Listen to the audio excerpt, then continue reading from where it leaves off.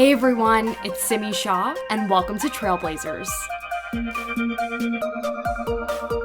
On this podcast, I dive deep into the journeys of trailblazing South Asians, sharing the stories of the leaders and dreamers lighting the way across the South Asian diaspora. Today, I'm excited to welcome Ann Mukherjee, Chairman and CEO of Pernod Ricard North America, the first industry outsider and woman of color to assume the position. Ann is a revolutionary executive. She joined Pernod Ricard from SC Johnson & Company, where she broke ground as their first ever Global Chief Marketing Officer and later ascended to the role of Global Chief Commercial Officer, overseeing a $12 billion business division in more than 90 markets. She previously made a decade-long impact at PepsiCo, most recently as president of Global Snacks and PepsiCo Global Insights.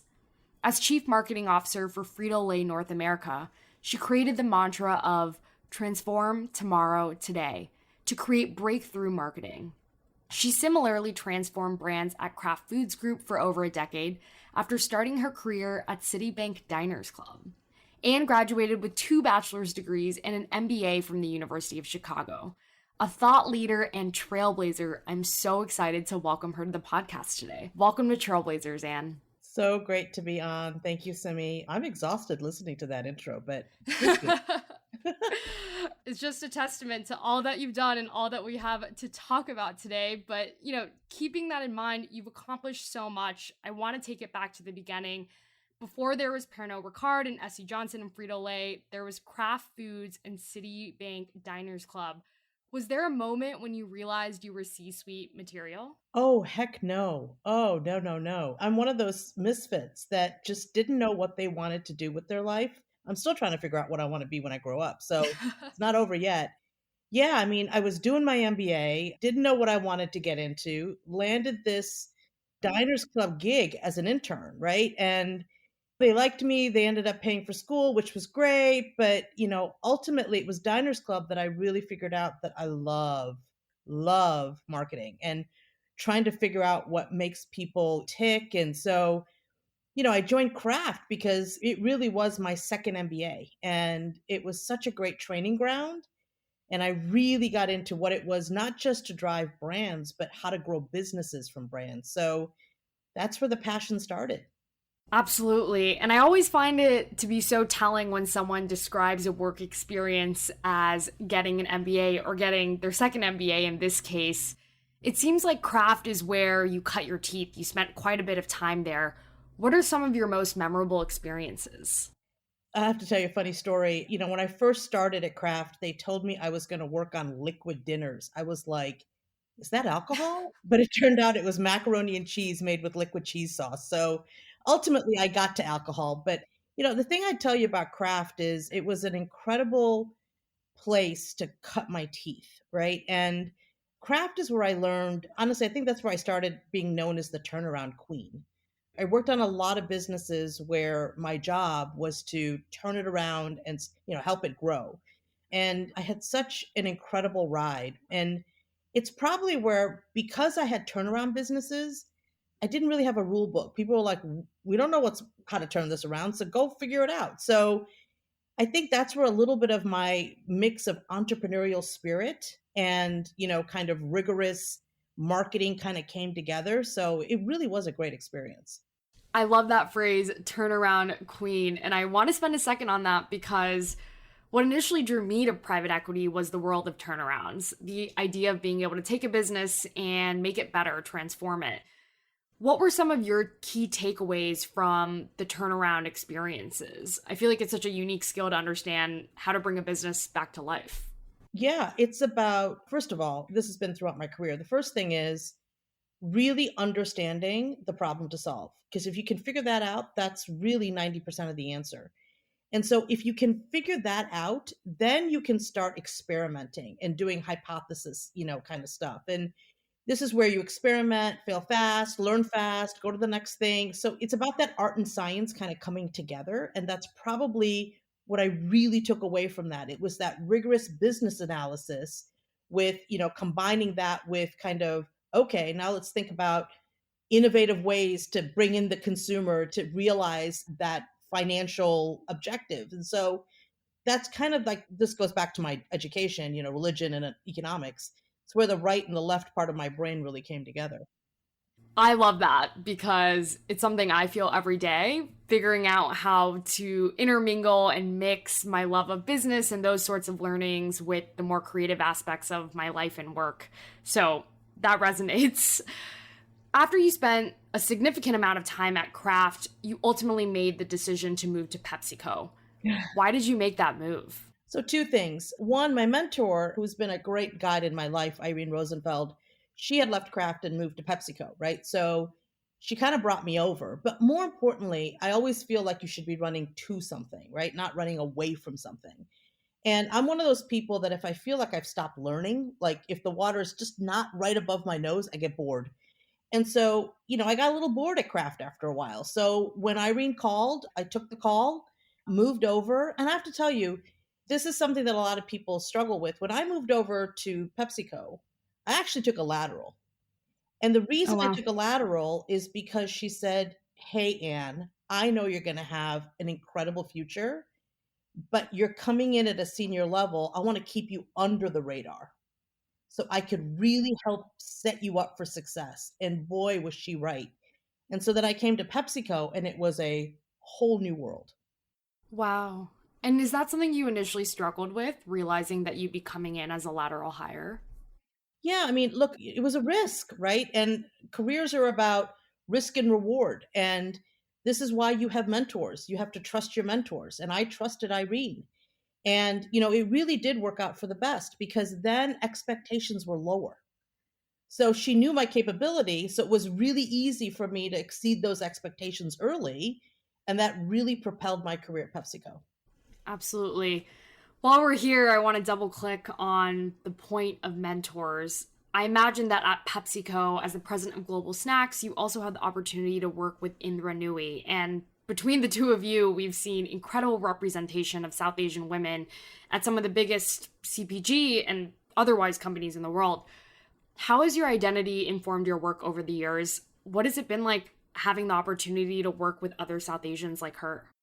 First of all, we all know as South Asians, the pressure on us is high, right? It's high whether it's from the family members that are of, South Asian descent. They're like, we expect you to do very well and be educated and, so you've got that pressure going on. And then you have the kind of stereotypes that I think South Asians have in this country, which is, oh, you're the smart people. You're the ones that are good at math. And that's a lot of pressure, right? And Yeah. I got to be honest, working with Indra, she's one of the smartest, not just women, but people you'll ever come across. I don't care from what background, right? So I would tell you, I had pressure from all sides, right? I didn't want to disappoint Indra, didn't want to disappoint anybody. But that tension probably led to me understanding that that's when I figured out perfection is a sickness and that it's going to drive you to a game where you're trying to play, not to lose. That's a bad space to be in. You want to be in a space where you want to play to win. And what I took away from all of that is, yeah, there's a lot of expectations, but you know what? I really don't have the credentials. I didn't have Indra's credentials. I didn't have, a lot of my cousins had better credentials than I did. So for me, it was really about I have no rule book. So when you have no rule book and you have nothing to lose, you just go for it. And Yeah. that's a lot of where my risk taking has come from, a lot of the kind of innovative ways I've tried to do things to get results. And it's just become a part of my, kind of modus operandi. Yeah, it's super interesting to get insight into how you think about that as being a part of your MO. On that point of credentialing, and you made this point earlier, but there are a lot of stereotypes around careers that South Asians tend to pursue. I often still feel it having gone into media, despite the fact that we have growing representation and so much representation within media. And I assume it was the same in your case in pursuing marketing. What sort of pushback did you receive, and why did you pursue it anyway? Well, it started even earlier than that when, I told my father that, yeah, I was doing economics, but I'm doing another degree in comparative religions. He's like, "You're doing what?" The joke was, well, I might be a TV evangelist. The thing is, we all know that at least India, where I'm from, it's either you're a doctor or an engineer, right? And that's pretty much it. And the fact that we have such, I think in our culture, I mean, think about the creativeness that comes out of our culture. I mean, I'm from West Bengal. I'm from the land of Rabindranath Tagore. I'm the first Nobel laureate in literature, right, from India. And Yeah, there is such great depth of art and creativity and critical thinking and Ramanujan, right? From, I mean, just what he's done in the mathematics field. And it's like, absolutely. this is where we're from. And it goes to the point that I always feel creativity is really the oxygen to growth. And it's not prescribed in any one path. Just look at everyone in our history. And it's about combining different ways of thinking. It's about making connections. I mean, we're so rich in that. And that's what really motivated me rather than going down that typical medical and engineering side, which is great for people that want to do it. But for me, I felt like my background could help me do so much more. Yeah, that's a really refreshing way of looking at the ways in which your identity can inform the work you're doing on a day to day basis and fuel that creativity, like you're saying. And I see that even in just the way that you speak about it. So, pivoting beyond the point of identity as being a part of your background, I also want to talk about the experience part of your background. When you were at SC Johnson, you were elevated to the position of chief marketing officer and then chief commercial officer, both of which were unprecedented, not just for you, but for the company itself. They'd never had someone wear that hat before. What was that like? And what did it feel like to finally hold that C title? Back to again, no rule books, right? And the thing about SC Johnson that was really powerful for me is, I'd always worked in public companies. And I really wanted to see what a family run private company felt like when you're not chasing, the quarterly numbers and you're making decisions on a 10-year horizon. And so all of a sudden, that's a whole new set of rule books, right? And then I'm coming in with no one's ever had my job before. And SC Johnson, when I joined, they went from a very decentralized organization to a very centralized organization, right? That's why they brought me in. But what the beauty of that was is I had worked in decentralized organizations. I knew the power of what it is to run a business close to the market. So, when you're managing over 100 countries, what you're trying to figure out is how do I really leverage global scale, but really leverage that scale in an effort to create speed and flexibility for local markets. So, what do you decentralize and what do you centralize to help the markets go faster? So, it was yet another MBA experience where it really helped me to understand, again, my way of coming in, breaking rules. It really helped because there was just no playbook on how to get that done. Yeah. It sounds like you designed the playbook. Kind of did. Yeah, it was fun. Yeah. You're right. Yeah. But it took a village, right? It was a we Yeah. exercise, and it's about listening and it's about, again, defining the problem to solve, right? Once you do that, then you get a freedom and a framework, and you've got everyone rowing in the same direction, but they have enough freedom where it mattered. Super interesting. I have to tell you, I love hearing the way you think about leadership because it feels like I'm getting a live lesson. To those of you that were listening in the beginning, I called Ann a thought leader, and it's for this exact reason. It's so fascinating to me. So, as you just mentioned, you worked at a lot of these larger companies and within the public and the private spheres. How did you set yourself apart being a relatively small fish, at least at the beginning, in a big sea? Yeah, I mean, look, I advise this to anyone that will listen and who's starting in their careers. One other thing that really stood out for me early in my career, it doesn't matter what job you have. I started as an assistant brand manager. I was probably a rounding error. It didn't matter if I had a job or not. But what did matter is if I made impact. And every job you hold, you should leave a legacy. Oh, yeah, when Anne had the job, she did blah, blah, blah, blah, blah, blah. And you become known for that, right? And Wow. that's what you want to build over time, this string of pearls that's your legacy. And after a while, they become your defining kind of unique proposition, right? Anne's a transformation woman. Anne is a person that can come in and turn things around quickly. She knows how to bring people together around a mission. She's a rebel at heart, but she gets results. And so over time, those pearls become what you stand for. Yeah, I love that piece of advice and that piece of insight. And it's something that I personally take to heart as I embark in the early stages of my career and progress forward because a lot of the classic advice I was given when making a pivot and even just over the course of my career has been work really hard, put your head down and grind, show up every day, which is important and obviously understood. But something that I wish someone had told me earlier was do some self examination, figure out what your distinguishing factor is because it'll contribute so much to your personal growth and inform the way you position yourself going forward for future opportunities. And it's something that since I've transitioned across industries, I've started to do and started to learn to understand the importance of. But it's really nice to see that and hear that reinforced by someone like yourself. Well, listen, and the other thing that I would add is, as you do, one of the biggest traits that I look for in young talent is do they know how to do idea leadership? And it's not just about coming up with a great idea, because I think a lot of people can come up with great ideas. The issue is, can you sell it?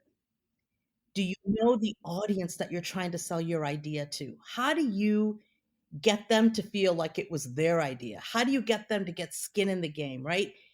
Selling ideas is just as critical as coming up with those ideas. How do you encourage people to do that in a world where jobs are becoming increasingly specialized? I might not sit in the seat where I have the opportunity to sell my idea. I might just be focused on idea leadership. Yeah, here's the thing.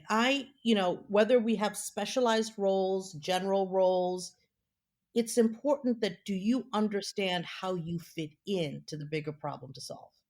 Because when you understand that and you understand how you become that critical, kind of puzzle piece to make that idea or that objective possible, because it's people who, when they're listening to your thinking and your impact, they want to see, do you know how to connect to the bigger picture?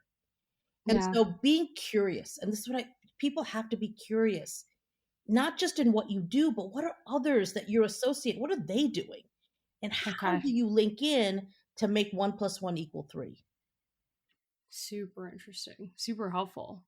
Wow. So you just touched on the fact a second ago that you're seen as a rebel leader, transformational leader, and you're honestly known for some of the most innovative breakthrough marketing campaigns from the Crash the Super Bowl campaign, which revolutionized the idea of fan-made ads, and also more recently the Sex Responsibly campaign for Pernod Ricard and Absolute Vodka.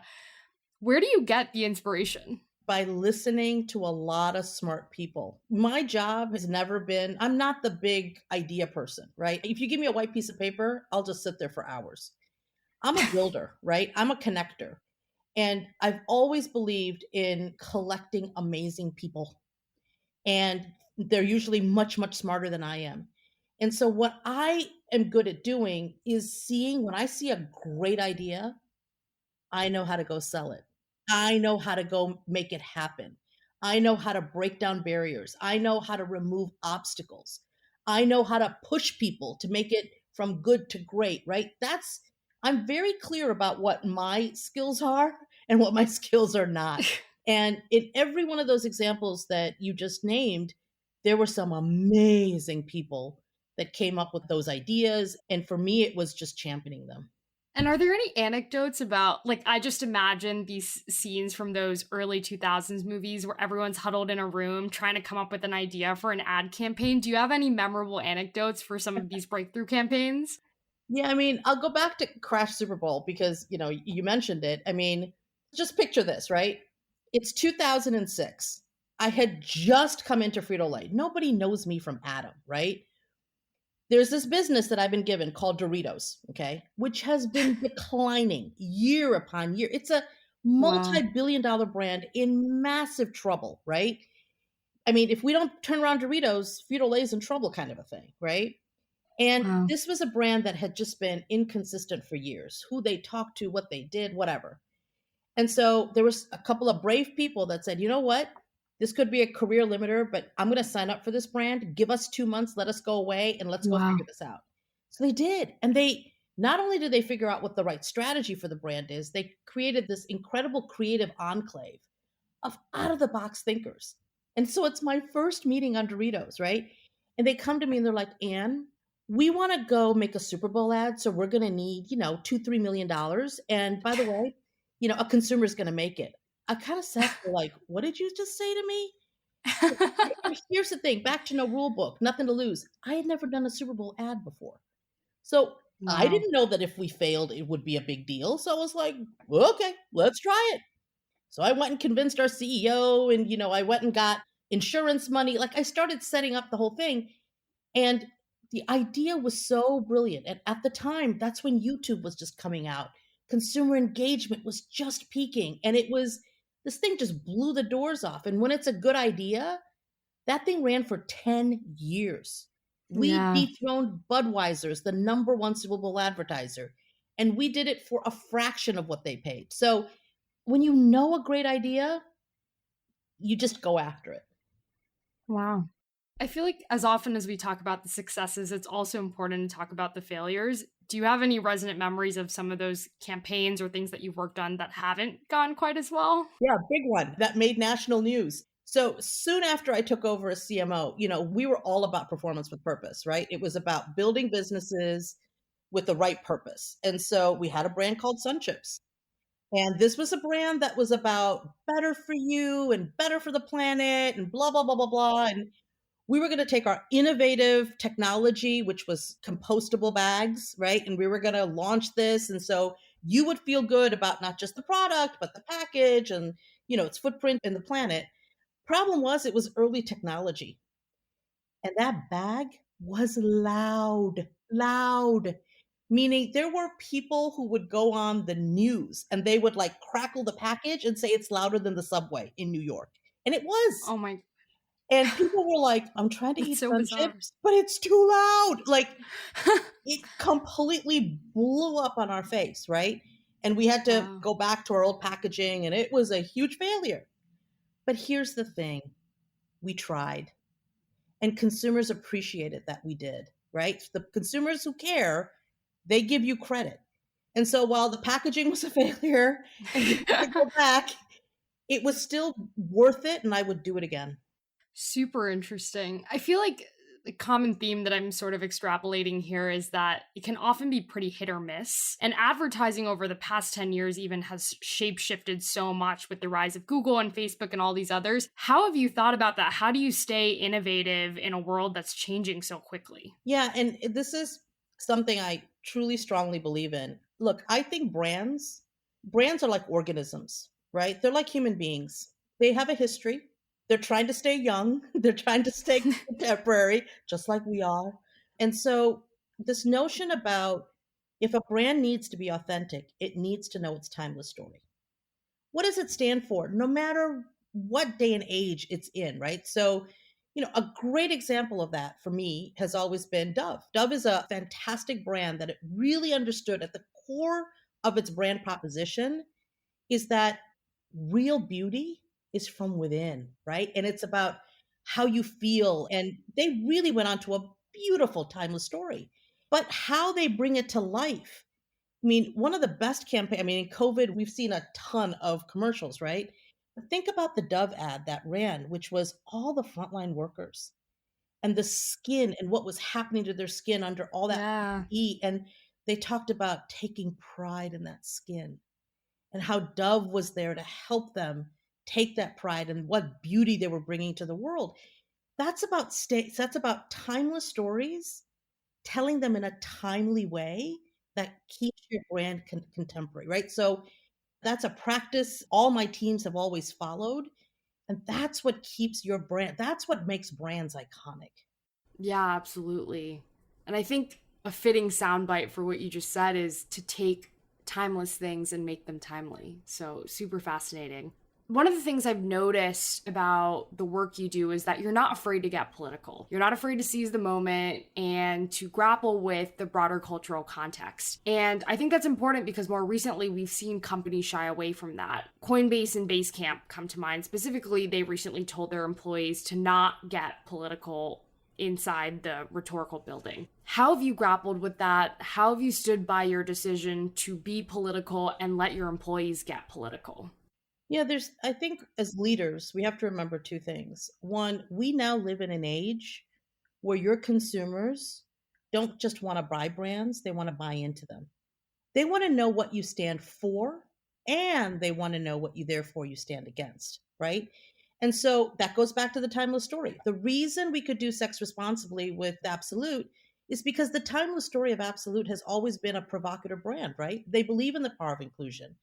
They were talking about gay rights back in the 70s before anyone was willing to talk about gay rights, right? So it authentically has a right, therefore, to talk about things like sex responsibly and consent. So that's what's contemporary today with the Me Too movement. So it made sense for Absolute. So again, back to if your brand has an authentic right to speak, you should let the brand speak. So that's number one. Number two, as a CEO, especially with my employees, and I implore all CEOs to remember this, our companies are a microcosm of the country.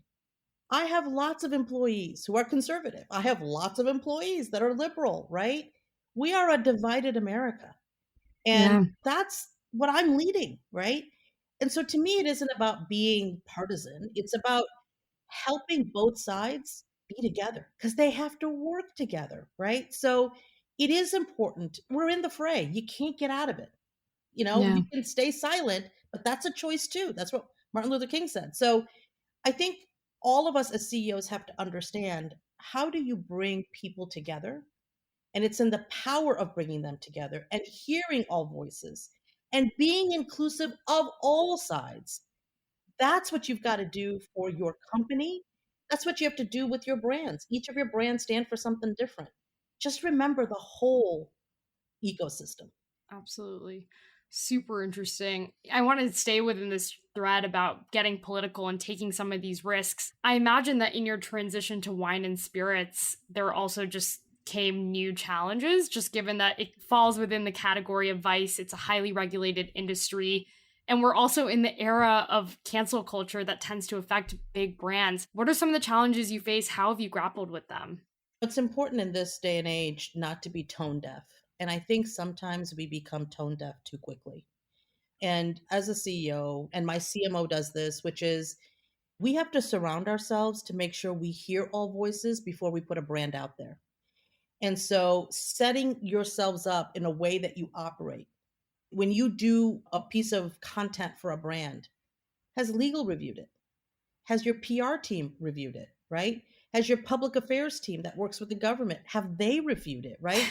Things that we don't think about. And you and I could both talk about some really, even in some of my own past companies, some tone deaf advertising that went out there and people are like, how did that get through? And we also have an incredible multicultural team that comes in and also takes a look at it and says, are we being tone deaf when we're speaking to a Latinx or tone deaf to an Asian American, right? So it's about surrounding yourself with the right voices and making sure that you haven't inadvertently, no one wants to do it on purpose, Yeah. but you have to be aware, and you can't do that without the right voices around you. Yeah, super interesting because I think the trend we've seen is that once a leader ascends to the C suite or another executive leadership role, they tend to become a little bit out of touch because they're not on the ground, they're not regularly talking to customers or to their junior employees to some degree. But you've been known for being able to maintain that grounded management style that also tends to be very groundbreaking in the campaigns you've launched and the work you do. I know just last summer you did a listening tour within your company after George Floyd was murdered. In that realm, what are some of the key principles you live by as a leader and manager? Yeah, I mean, look, first of all, I think any leader in today's world has to be humble. And my children remind me to be humble every day, right? So it is about getting out into the field. I mean, look, I've always believed I had a great leader at PepsiCo, a guy by the name of Al Carey, who taught me this notion of servant leadership. And when you talk about the pyramid, the CEO is actually at the bottom of the pyramid. The top of the pyramid is your front line.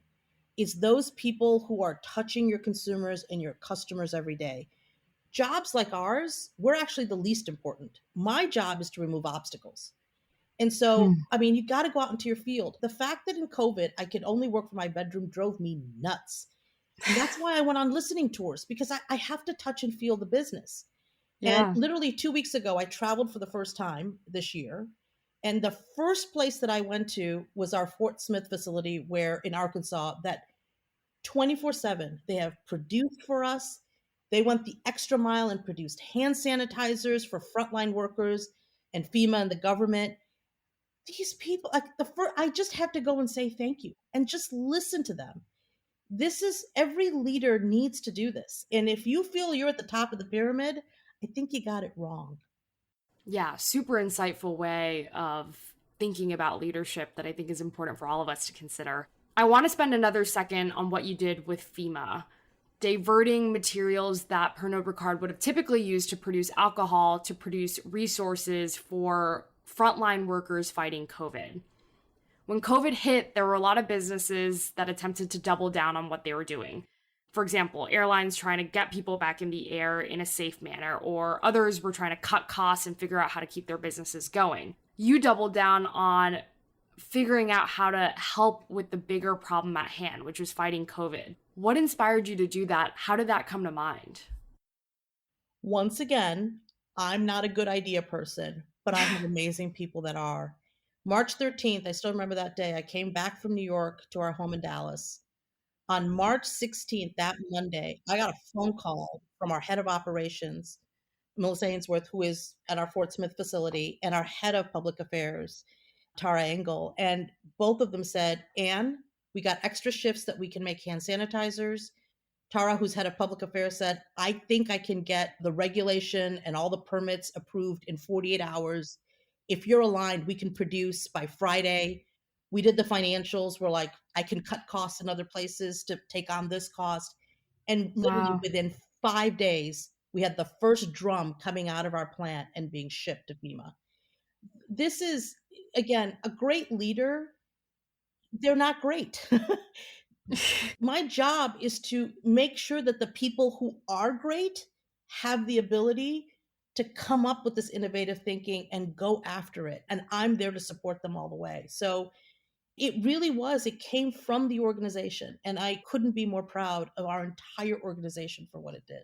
Wow, absolutely amazing. I have to tell you, I do this thing where I bookmark articles or threads on Twitter, etc., of information or ideas that I think will be useful to me when I sit or ascend to a leadership position sometime in the future. And I wish I could just take a highlighter and highlight everything you're saying because it's so insightful and there's so much to learn here. So thank you so much for sharing these insights. And you will, Simi. You guys are the future. You will. I appreciate that. So I want to go back to your day to day at Pernod Ricard. The company is the second largest distiller in the world. Can you give us a window into your work? Every day is never the same, right? Whether I'm on a conference call with a senator or a congressman, or I'm approving the next new big campaign on one of our big brands with our CMO, where I spend a lot of my time, honestly, has especially in COVID, has been with my leadership team. And that's because this has been the year of advancing through ambiguity. And so Wow. every day there's something new that hits us, right? And my job with my leadership team, and they do a phenomenal job doing this, which is we got to keep focused on what matters and what's in our control. If it's not on our control, having our people worry about it is just wasted knowledge, right? Yep. And here's the thing, in COVID, we have been as concerned with running our business as we have been with the safety of our employees and, more importantly, the mental well-being of our employees. We have extended our vacation time so you could carry over like 5 days. We've said you Wow. can carry over unlimited days into this year because people were not just taking time off because they were already at home. So now Yeah. that America is opening up again, we're like, use your time from last year that you didn't use, combine it with this year, go on vacation, right? And I set the tone. I've already taken up all my vacation for the rest of the year. And so you got to walk the talk. And these are the kind of issues, when are we going to open the offices? Are we going to open the offices? How do we help people work? How do we help people get balance? This is really where we spent most of our time as a leadership team. I love that. And I appreciate it because we're living in a world where, as you mentioned, people are increasingly polarized, and it's not just limited to politics. I think it extends to the roles we're in sometimes. It's hard for us to consider others beyond ourselves, including within a company. So that's just really transformational leadership. I want to backtrack to your decision to join Pernod Ricard because you've talked about this publicly, but you said that you felt a call to join the company, a wine and spirits company, and to some degree it felt like destiny knowing the troublesome role alcohol had played in your life. Do you mind sharing the backstory there? Yeah, I mean, so first of all, I didn't even know I was on a list somewhere that was being looked at, right? So when they first approached me, there was two sides of me. The first side was, ooh, what an incredible industry, right? Like these brands, Absolute, which has been it's been an iconic brand in my mind, ever since Forever. you get to work on brands like that. And then, I mean, the portfolio is amazing. So just as a pure leader, marketer, brand lover, my brain went on overdrive, right? So that was the fun part. And then came it's an alcohol company. And look, my husband and I, we love entertaining, right? I'm a massive cook. I have two kitchens. Cooking is my life and entertaining friends is my life. And my Wow. husband is the mixologist, right? So he loves the space. So we found a very responsible way of incorporating it into our lives. But yeah, I have walked the fire of what the dark side of it could be. And I thought long and hard, do I walk into the fire or do I stay away from getting singed? And I decided, you know what? I have gone through a lot of pain because of alcohol. And rather than just hiding from it, I could actually do something about it. And that was the secret sauce that finally, when I got the offer, I accepted because Pernod Ricard is a company that believes so deeply in responsibility that they gave me a forum. This again, you buy into the values of a company. And that's why Pernod Ricard for me has been so amazing. And I got a seat at the table. And I got Yeah. lots of freedom to work with the company to do right by the industry. And frankly, it's a privilege to have this role. And I feel it's a responsibility because I have this privilege to stand up to what I know I can do. Wow. Absolutely. Yeah. It's a very, if you can't beat them, join them mentality, just being able to change it from the inside out. And it's very powerful. And I don't think it's something that a lot of people are able to do. So, in that vein, you talked about not wanting to hide from it. And you've been more vocal about sharing your story in a world where I think most execs like to keep things private, especially in the age of social media. And you've had experience with domestic violence, sexual assault, a family member's battle with cancer. What keeps you going? And what's it been like sharing your story? For me, that's been my therapy because I have been through a lot. And I remember going to a therapist early when they heard my life story and said, you should be like a homeless drug addict somewhere. I never expected to be where I am. I never have. But in sharing my story, it's given me strength because it does help others. And in helping others, it's made me feel less like a victim because Wow. I've learned the hard way. It's never the stimulus. Everyone has a story, Yeah. different types of stories, but everyone has a story. And what this has helped me to do is to own mine. And that's why I talk about this notion of when you own your pain, you can take that pain and make it positive, right? You can really make positive progress from it. So it's turning your pain into power. And that's what it's helped me do. And what I say to everybody is look, you don't have to tell your story to the world like I did. That's not necessary. But you have to own the story for yourself. Because until you own it, you can't transform it to something that gives you the power.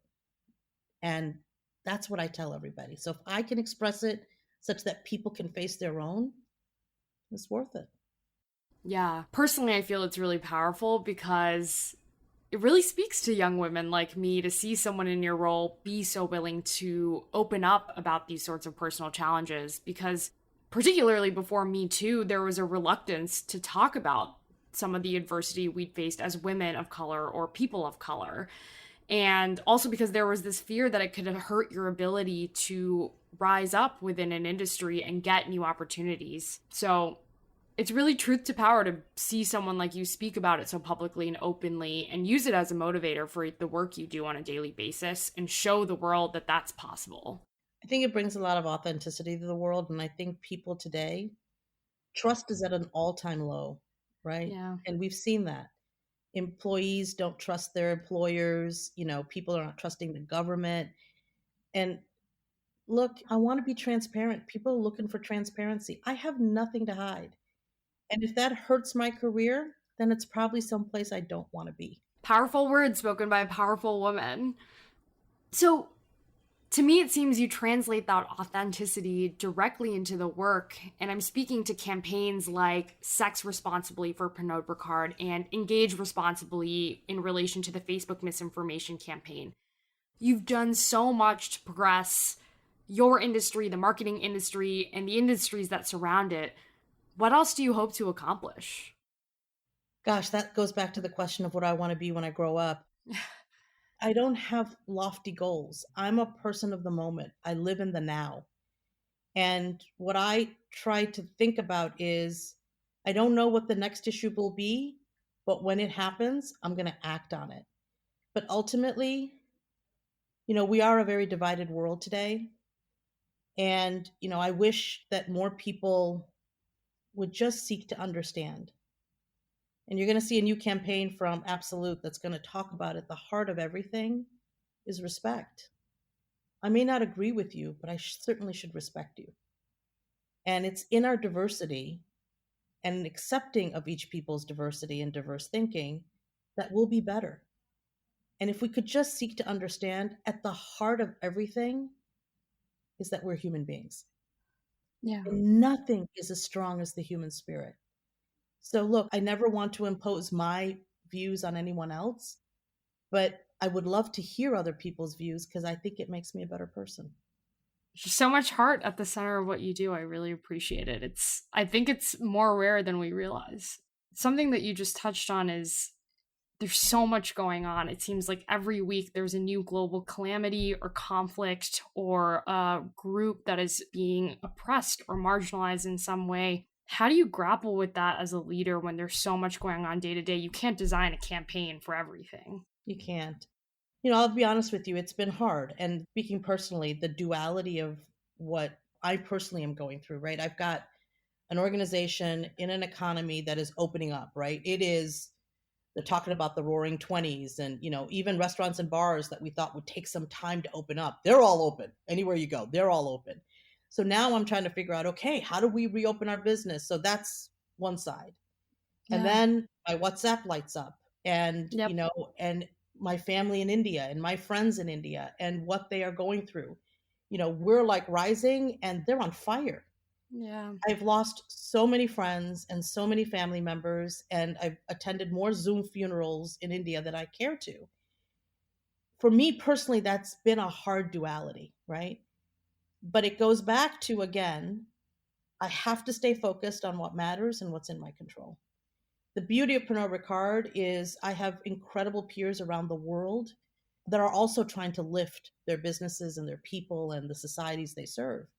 Our India team, Pernod Ricard, is a huge business in India. Yeah. And what they're doing to take care of the people and the society, it's awe-inspiring. So once again, I got to stay focused on what's in my control so I can help the people that I have a responsibility to and try to stay as focused as I can in doing good for what I control. Yeah. I was reading about how Pernod Ricard's third biggest market is India, and I'm sure that affects you deeply just based on everything that you described. I'm curious, you have a lot of experience being a global leader, even if right now, for example, you're CEO and chairman in North America. I'm curious how your South Asian identity has influenced your career journey. What role has it played? I've always talked about the fact that while people want us to be, I've said this before, either an engineer or a doctor, South Asian culture is rich. And I've taken a lot from that, right? My ancestry is actually from Bangladesh. We all migrated in 1947 during the partition.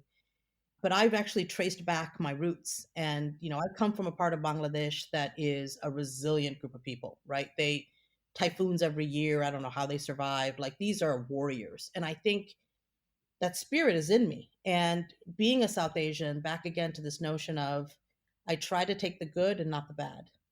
I try to put the perfection side to the side and try to take this incredible culture and what it's done for me in how I've been educated and how I've been raised. And I think a lot of my humility comes from our culture, right? And I've tried to take the good of everything that's come into my life. And I think if people can just, sometimes we try to block things to assimilate, sometimes be open to where you come from. There's some stuff that we've got innate in us that can be great gifts. Absolutely. It's very, very powerful. I'm curious, what's been the most challenging part of your work over the years? What's been the most fun? I think for me, the challenge personally has been balance, right? It's for me, it's never been about work life balance. It's been about balancing passions. I get so much energy from the people I work with and, the types of things that we get to do. And so I have to balance that, right? Taking care of myself, taking care of my family. And that's always been a challenge for me. And it's a great problem to have. I think the thing that I'm probably most proud of, and I say this in all my interviews, has never been the business results. It's never been the turnarounds. It's been the people. And over a couple of decades now, I've worked with incredible people. And I go back and, those early days in my career that I was developing people, I can't tell you the number of them who are CMOs and CEOs and, C-suite executives. I look at them in awe. Unleashing people and their potential is the greatest thing I feel I can celebrate. My mom told me something really early in my life. She said, you're going to find a lot of people you like and you don't like, but everyone's got a gift. You got to learn from people's gift, no matter how long you meet them. And I've tried. But what I've learned is, as I've tried to learn people's gifts, I find out they don't even know their own. Yeah. And if I can help people see their own gifts to unleash them, that's the fun part. Wow. You talk about finding these gifts and being able to identify that in people and being able to unleash their talent and help them find their potential. What advice do you have for people to be able to unlock that themselves? One of the most powerful things in the interview ever said to me was, if you truly want to cherish someone, you have to have the courage to tell them what they need to hear and not what they want to hear. And when I look at talent, I try desperately to understand what is blocking someone, right? So I call it blocking, their chi is being blocked somehow. And when I think about development plans for people or career plans for people, I try to figure out how to unleash them, not just in their jobs, but unleash them in a way that it gives back in their whole life. Partnering them up with the right coach, partnering them up with the right, business experience that will, allow them to think about how they have a perspective to widen their perspective. So it's hard. And, one of the things I tell people all the time is, have you done your own SWOT analysis? Do you really know your towering strengths so you can build off of them? Do you know your weaknesses? Because weaknesses are not something you're going to overcome. Like, let it go. It's your weakness. It's what makes your strength your strength. Instead, compensate for it, right? Get people who know how to do it so you can surround yourself with those people. Do you know your opportunities? Because that's where the gems are. That's your future strengths, right? If you can know how to unlock them. And the threats are the things that people have to work on, because those are the things that scare us and they take us off our game. And so if you can understand how to mitigate threats, it's really going to unleash you as a person. I'm going to say it again. There's so much valuable content here. I think I'm going to have to go and conduct a SWOT analysis on myself. But in all seriousness, for me, the last year has been about doing some immense soul searching and focusing on personal development. And I think a big part of that is, in my mind, at least some of the reading I've been doing, it seems that the leaders that tend to succeed the most are those that understand their true north. They understand what their strengths are, what their weaknesses are, what the threats are to their success, as you mentioned. So I guess I have my homework for the evening. It's a great exercise. And, when you do your homework, ask people what they think about you, right? The ones that are willing to cherish you. Yeah. I'll give one quick example of a threat that I dealt with, and it changed me. Early in my career when I was at Kraft, I used to come home all the time angry and, had another fight with so and so, or had a argue with my boss. My husband was like, why do you keep doing that? And I'm like, well, because they might find out I'm a fraud and they'll fire me. And he's like, are you worried about being fired? I'm like, yeah. And he goes, why? And I'm like, well, where's the money going to come from? Right. And like, we got to survive. So he's like, okay, are you going to find a job within 2 years? I'm like, yeah, probably. He's like, look, I'm going to put enough of our living expenses aside for 2 years in a fixed account. We'll never touch it. So I'm like, if I get fired, we'll be fine. And he's like, yeah, we'll be fine. I showed up the next day. I'm like, go ahead, fire my ass. Like it changed Wow. completely how I operated. Right. And again, back to, I played to win, not to lose. So Yeah. that was a huge blocker for me. And if you can understand what those things are and eliminate them. I can't even convey how impactful this is, not just on a larger scale, but on a personal level with respect to the reflection I've been trying to do over the past couple of weeks and months. So I appreciate it immensely. Clearly, you're so open to sharing your management philosophies, your personal experiences, the adversity you've faced, professional experiences, etc. What's one thing very few people know about you? Here's the one big secret, open secret now, right? I'm an introvert. Wow. I'm not an extrovert. Introverts have limited energy and I get spent because I give all of me, right? Yeah. And, I'm good at people like, but you're such a good public speaker. Yeah, I'm a good public speaker. I mean, Johnny Carson was another introvert if people knew. Like when he was on because he was in control. Like he was telling the story. He had to control the narrative. You put me at a party and you want me to like talk to people like I don't know or like it scares me, right? And again, I find a way to compensate, but I'm an introvert and I work really hard at my energy management. But I need like my brain, it's a muscle. I need it to rest because if I don't rest it, I won't find the energy for the next day. So this goes back to again my SWOT analysis, right? But a lot of people don't know that about me. Super, super interesting and would not have expected it in the least. What's next for you? Gosh, I don't know. That's why I keep saying I don't know what I want to be when I grow up. I'm in a great, from a life perspective, my kids just started college. I have twins. Seeing them grow up, being there for them, now starts their chapter and how they're going to give back to the world. It's a marvelous place to be. My husband and I are starting our next chapter as empty nesters, and we're having a blast. And I constantly, know that whatever I do next, I'm going to hold myself up to my own standard that if it ain't returning on responsibility, then I probably need to do something else. Wow. Well, thank you so much, Anne, for sharing that and for sharing such wonderful insights that I think I'm going to carry with me for a lifetime. Such an honor to have you on the podcast and to be able to speak with you face to face. Thanks so much for your time. It was my pleasure. And Simi, what got me excited about this podcast is you. And I wish you all the best because you are the future. Thank you so much, Anne. That really means the world. Thanks for joining us for today's episode. If you want to get new episodes straight to your inbox, subscribe to our newsletter at southasiantrailblazers.com and follow us at South Asian Trailblazers on Instagram, Facebook, and LinkedIn.